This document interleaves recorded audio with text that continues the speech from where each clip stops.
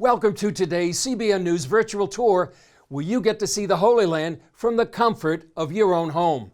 How would you like to take a boat ride on the Dead Sea? It doesn't happen very often, and CBN News had a rare opportunity to go out onto this biblical treasure. Let's go for a ride.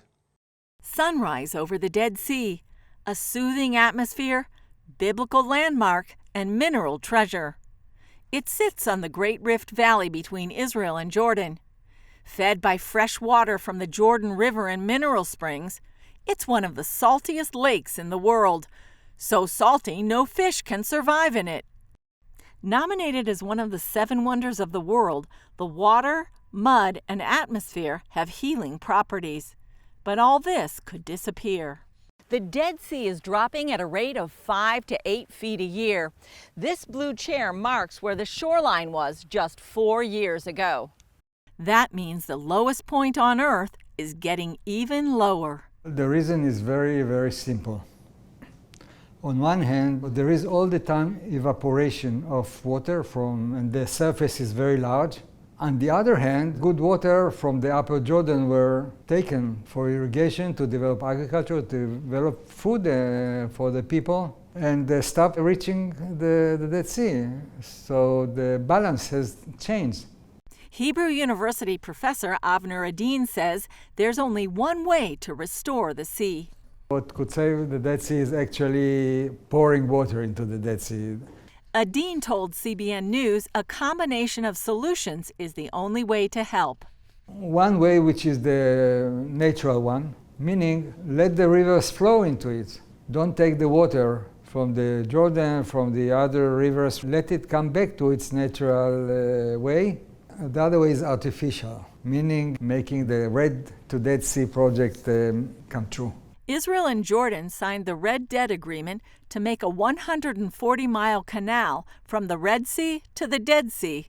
The billion-dollar project begins with a desalination plant to provide much-needed water and power to Jordan, then would drop the remainder of the water in the Dead Sea. Another way that in parallel could be done would be to take water from the Mediterranean and desalinate this water and give this water for drinking and for agriculture instead of taking the water from the Lake of Galilee and from the streams.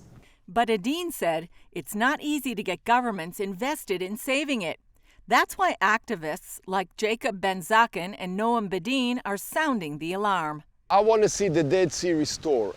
Ben Zaken from a nearby kibbutz gives the only boat ride available on the Dead Sea. The purpose is to bring awareness to the Dead Sea, to the beauty, to everything that's going on, including the disappearing of the Dead Sea and the way to save it.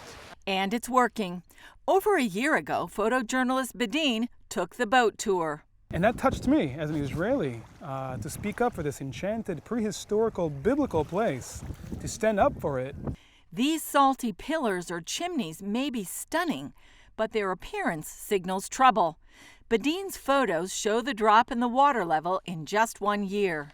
I've been documenting this one-of-a-kind place like never before, going on this boat ride over a period of time and documenting the beauty, the magic of this place with the purpose to educate the next generation of this one-of-a-kind place, but also showing the dramatic changes that this place has been taking. The drop has also caused huge sinkholes to open up along the shore, forcing beaches to close and a nearby road to collapse. The Dead Sea is a favorite tourist destination. It's so salty you can't sink, only float. But there's much more. In the Bible, a young David hid in the nearby caves of En-Gedi. The Dead Sea Scrolls were found in the Qumran caves, giving us the oldest manuscripts of the Bible. And the Dead Sea is actually giving life. The waters and air at the Dead Sea have special healing properties for skin and other ailments. And mineral mining yields potash, a key element for fertilizer used in agriculture to feed the world. According to Adin, the Dead Sea is like a very special diamond that needs to be preserved. Julie Stahl, CBN News, the Dead Sea.